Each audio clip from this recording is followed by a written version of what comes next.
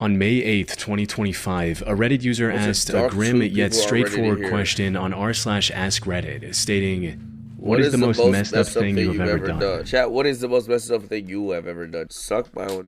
Gave my mom a pink eye. Got a from middle school expelled over something I did. Yo, Abdi, you're him. I didn't let it say you. Someone. Wait, what? Like your content. Had a girl sent to the hospital. I had lice when I was a J and I pulled out one of my hair and put it in my friend's hair and called him out for having lice in front of the huzz. You're evil. Go to your rage stream. Tell a girl I did something with my ex because I wanted to keep a diff girl a secret. I used to throw rocks at the car when they passed by. Hacked and ruined someone. Stole money from my mom. Threw up in a hotel bed. Sub to your Patreon. I broke a neck in football and was flexing about it. I an orphanage. Okay, GG. I tripped at church, he busted his knee open and they didn't catch me. My best friend's sister in his closet. Put wasps in a jar and threw it at my ex's room window. Tapped my cousin. What? Initially, replies to this were filled with either obvious jokes or relatively tame confessions involving relationship drama.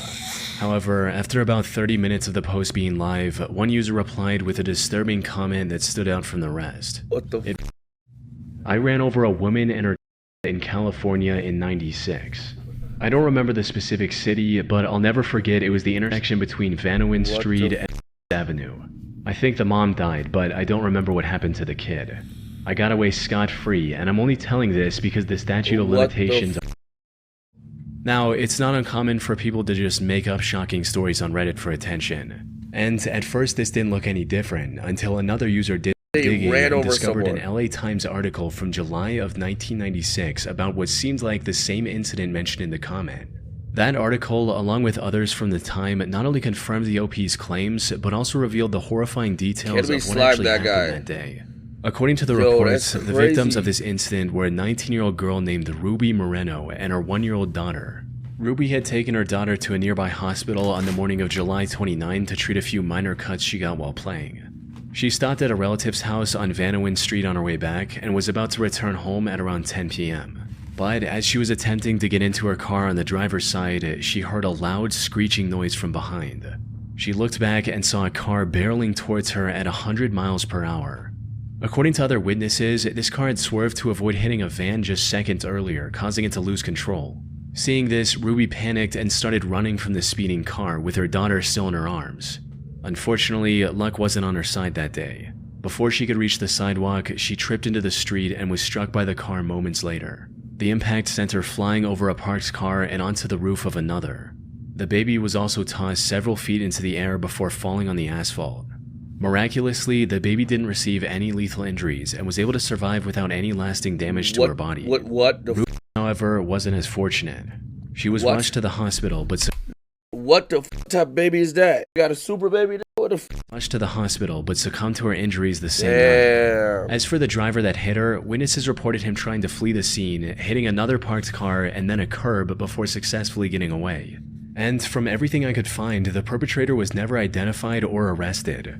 So, if this Reddit user was telling the truth, there's a real chance the driver behind the brutal hit and run nearly 3 decades ago. Yo, that's crazy. The report from 1996 also mentioned that the driver was likely intoxicated due to the way he behaved after hitting Ruby. And when asked, the user admitted that this was the case.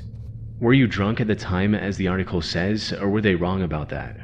Inebriated, sure. More high than drunk. I was on a lot of junk back there. Mine is 15. But the most disturbing part of his confession was just how cold and remorseless he seemed about the entire incident. Why no sympathy? Was this on purpose? No, but it's been so long. It's like a whisper of a memory. Do you think about how that child has to live without a mother now? Genuinely asking, you seem stone cold. It's been 30 years. That child probably has children of its own. I seem stone cold because I've already been through all the stages of emotions. I've justified myself, I rotted with guilt, I've had sleepless nights. I'm an old man now and I'm waiting to die any moment. I can't change what I did. I can't even pay for my crime anymore because California doesn't send people to prison only on a confession. And regardless, my health alone would render me incompetent to stand trial. There's nothing tying me back to that day but my word. Which brings us to the big question, was the OP actually telling the truth? Unfortunately, the answer to this is a bit more complicated than it initially seems. For starters, his story does match an actual incident that happened back in 1996, right down to the exact intersection he mentioned in his confession. He also added several details that didn't seem made up. and even gave a reason for why he was finally willing to confess now, because the statute of limitations had long expired. That said, there also seems to be some potential inconsistencies. Some reports claim the driver was with another passenger, and that they actually fled on foot. However, the OP not only didn't mention any passenger, but also claimed that he still had the car. He even cited its damaged condition as the reason he became aware of the accident, writing, "What was your reaction to what happened? I was too hopped up on various types of drugs to notice. It was only the day after when I saw the dried blood on my bumper." This could point to the possibility that the OP wasn't behind Ruby's accident at all. He maybe stumbled upon the 1996 article online, memorized key details like the year and the street name to seem real, and then fabricated the rest of the story as users pressed him with more questions. All just to get some attention on the internet. But at the end of the day, we don't know. Although if he was telling the truth, several users have already alerted California authorities of his comments.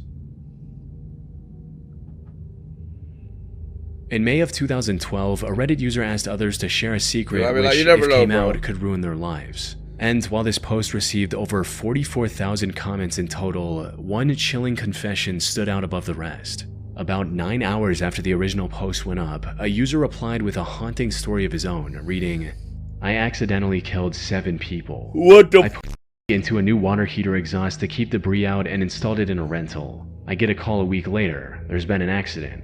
I show up and there's a ton of EMS and police. They ask me where the gas shutoff is, and I go down to shut the gas off and see the end of the rag I forgot sticking out of the top of the heater. Ripped the rag out, shut the gas off, and headed upstairs, only to be told all the tenants were dead. I drink all day now and sleep. It's killing me from the inside every single day, but if my family is ruined. We have a bunch of rental properties and we'd be shut down." This reply caught the attention of thousands of other users who wanted more details on what exactly happened. Unfortunately for them, the account that posted this was a throwaway, and the OP didn't post a single comment after that, possibly to avoid incriminating himself any further. But when users didn't get the answers they were looking for from the OP, they began looking outward. And it didn't take long for someone to track down the news article talking about the tragic accident. According to these reports, the incident took place on December 16th, 2006 in Kirksville, Missouri, where 7 victims, including 5 young adults and 2 children, passed away in their sleep due to carbon monoxide poisoning. However, while this part matched what the OP said in his comment, the conclusion the investigators reached was completely different. In his report, the police chief superheading the investigation stated that the heating system was functioning properly and was not the source of any problem. Instead, one of the victims' vans was left running in the closed garage. This generated a lot of carbon monoxide throughout the night, which slowly filled up the apartment and eventually ended up taking the resident's life. So, did the OP really get away with killing 7 innocent people because of his gross negligence? Sadly, the answer is not as clear-cut as many would hope. There are multiple possibilities, and any one of them could be true. For instance, if we assume that OP was telling the truth from his perspective, it's completely possible that the accident did have nothing to do with the heating system. But since the OP saw the I used to go to my mom's garage and turn her garage and chill in there in the garage and listen to music. Is that weird? But I didn't know you could die. I was younger, bro.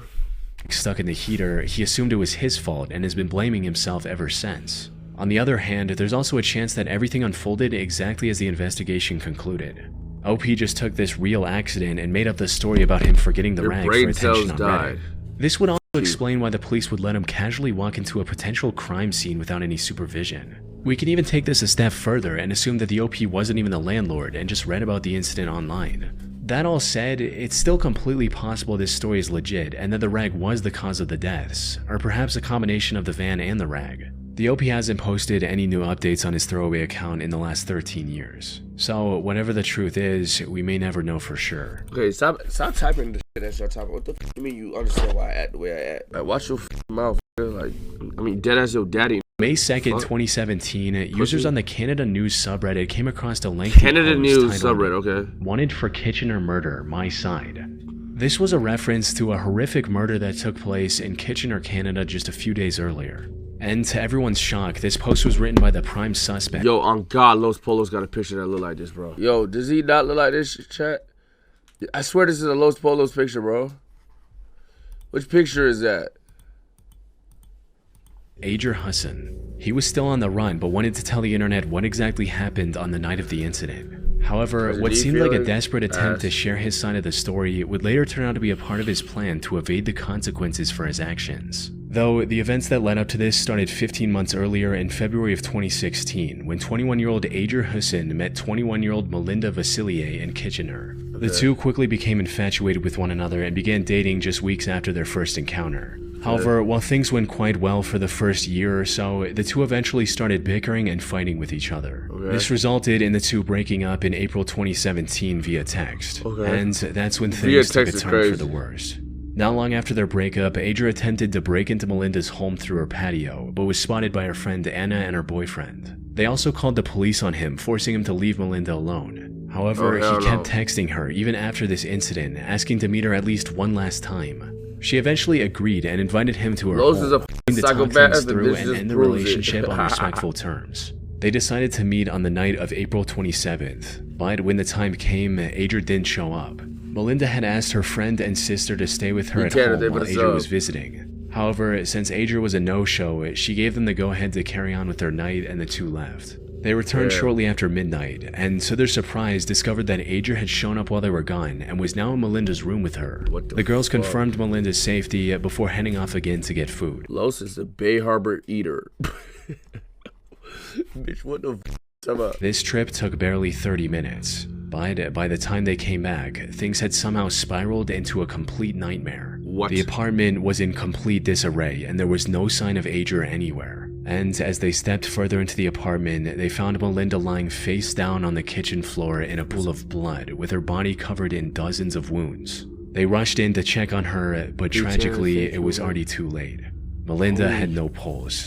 After composing themselves, they contacted the police and told them everything they knew, sparking a nationwide manhunt for Ager. However, despite days of searching, the investigators were unable to find anything about his current whereabouts.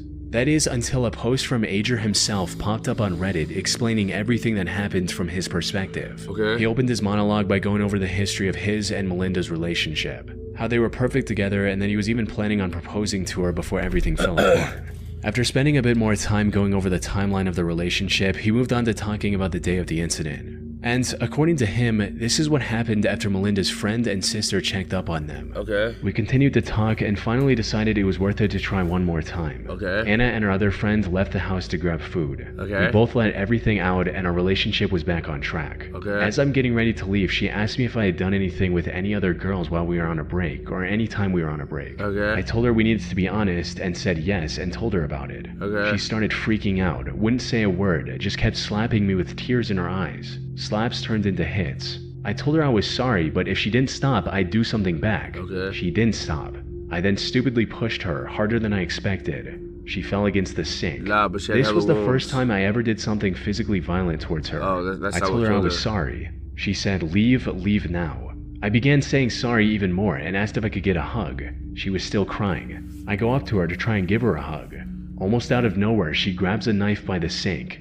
Initially, I thought she was just going to hold it to try and tell me to leave. She doesn't. She comes at me full force, aiming towards my face. I tell her to stop. She doesn't. I tried grabbing the knife, but ended up cutting my hands. After a few cuts, I lost it. I freaked out. I was scared and in a state of shock. Never in 100 years did I think she would use a knife against me. Out of shock and fear, I grab one. I hit her with it, almost blindly, a few times.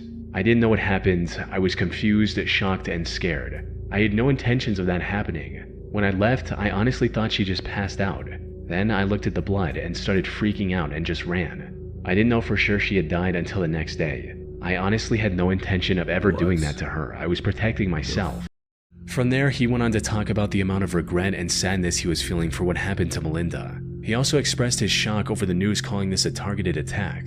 Now, on their own, these look like the words of a man desperately trying to clear his name after an accident, when in reality, every word in this post was carefully selected by Ager to make himself look as innocent as possible. For instance, he claimed that Melinda often slapped and hit him near the beginning of his story, so that it doesn't seem suspicious when he mentions it later. When, according to people who knew her, Melinda was extremely sweet and had no violent tendencies. Ager also downplayed the break-in attempt, claiming he merely visited her house to talk, and even left out the part about Melinda getting a restraining order against him following that incident. He also mentioned that he swung his knife just a few times in self-defense. when in reality, autopsy results showed a staggering 47 different wounds What on her the body. Luckily, by this point, the police knew that he crossed the border a few hours later and was now hiding in the US. And while it did take them a few weeks to pinpoint his location, they were eventually able to arrest and charge him with the murder of his once girlfriend. Further investigation also revealed other twisted methods he tried to seem more innocent, like sending a message to Melinda saying, "Nice seeing you tonight. Glad we worked things out. Anyways, see you soon." Hours after committing the crime. He stood trial on October 2023, where the jury concluded his motive boiled down to, "If I can't have you, no one can." He was given a life sentence with the possibility of parole after 16 years. Then what the f is that pose? What the f? GG, bro. On June 7, 2019, a throwaway account made a post on the Confession subreddit claiming to be responsible for the deaths of several people are crazy, gang. Like, that's scary, bro. People. The post opened with the OP talking about his life goal 4 years ago, how he didn't get stuck in a 9-to-5 cycle. So he came up with a different business plan, selling substances. However, this really didn't work out as well as he'd hoped. He hated meeting people in person and was constantly afraid of someone finding out who he was and where he lived. But then he learned about a popular marketplace for illicit substances on the dark web and started using that to conduct business. Things were going well, and even upgraded from selling just 3 substances to shipping several much more potent options as well. Unfortunately, what started as a major boom for his business turned into a massive disaster when he accidentally sent the wrong items for a few orders, stating, "I put all my addresses into an Excel spreadsheet along with their name, zip code, order, along with the amount. At the time, I was selling some super white powdered The was also a white powder. Very similar consistency. Long story short, my Excel messed up or I messed up, and about 7 people's orders were filled in as orders. They all went out. I didn't notice and kept doing my thing for a few days. After about 5 days, someone contacted me and told me their friend died from my I immediately called BS and went to check my order log and scale up how much I had of my left. Well, I had about 11 grams more than I should have. I still don't know how it could have happened. I wasn't a user, but I definitely was high." Put simply, the OP accidentally sent a much harder substance to his customers. And while I can't mention its name on YouTube, it is known to be extremely lethal in even relatively small quantities. He later saw names of these customers online and discovered at least 5 of them had passed away due to his mistake. The sheer gravity of his actions prompted him to immediately abandon the drug trade and rebuild his life, stating, "I immediately deactivated my vendor account. I didn't even need confirmation. I knew what happened. I knew I just killed several people. I sold the rest of my drugs, converted my Bitcoin to cash, and moved away.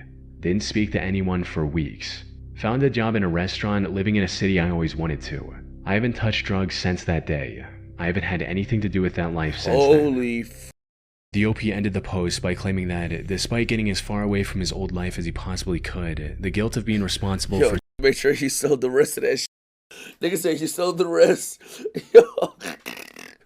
Yo, yeah. So many lost lives still weighs heavily on him. And that the only reason he confessed everything on Reddit was to finally get it off his chest, hoping it might bring him some sense of relief.